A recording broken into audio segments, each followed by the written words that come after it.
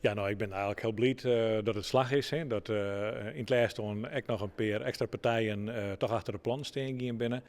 Want ik denk echt dat dit een hele verbetering is voor dit stukje Westereen en voor de inwoners van de Westereen. En dan is het onderzoek die ook naar de Jumbo die te komen mat. En dat zou dan flink wat negatieve marktromte Jerk just er al. Hoe komt dat dan bij de pois die echt uitbreidt wil?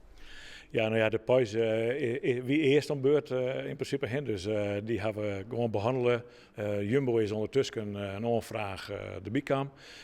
Daar is op dit moment een weigering west. En hebben we zijn van ja, via de supermarkt is best wel volle van goeie. Dus daar hebben we best dus twijfels bij. Vorige rietskomsten stemde FNP nog tjin, het bestemmingsplan. Daarom nou wel voor.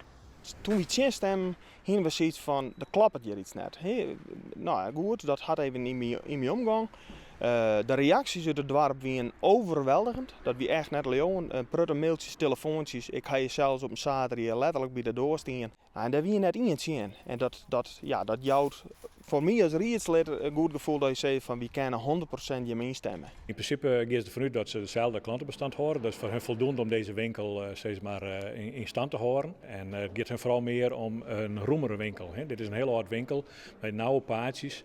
Nou, en dat is net meer van deze tijd. De vergunningstraject moet nou ingegaan worden. Nou is het bestemmingsplan klaar. En dat hangt ook even van wat de pois al hier inlevert. Maar ik verwacht je wel dat we over een week zien dan dat het inzien is een vergunning verleend worden kan.